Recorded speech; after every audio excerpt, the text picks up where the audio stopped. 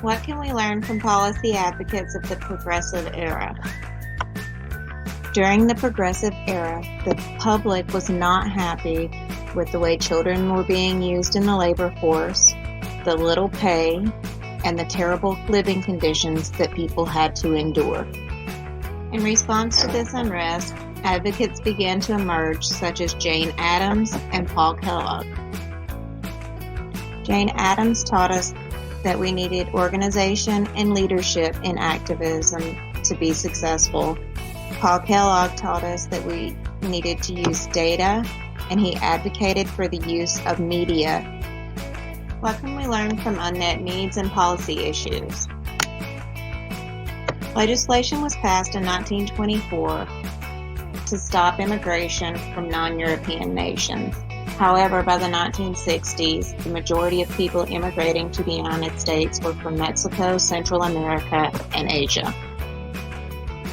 Regardless of the reason they came to the United States, in 1986, the Immigration Reform and Control Act gave over 3 million people amnesty.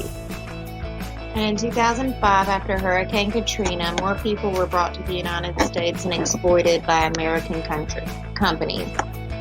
As opinion changes in the United States, so does policy. What can we learn from failed policy strategies? During the Progressive Era, most policies were put in place at the local and state levels.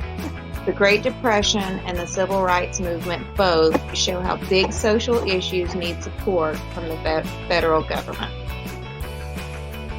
What can we learn from the strategies of the Progressive Era?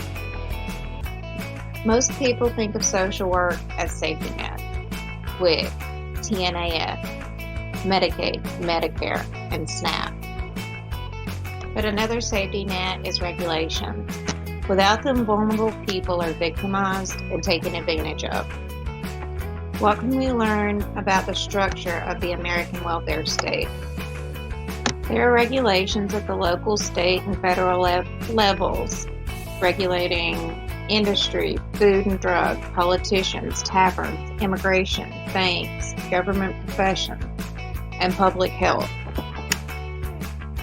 Social workers need to be aware of them to make sure their clients' needs are met.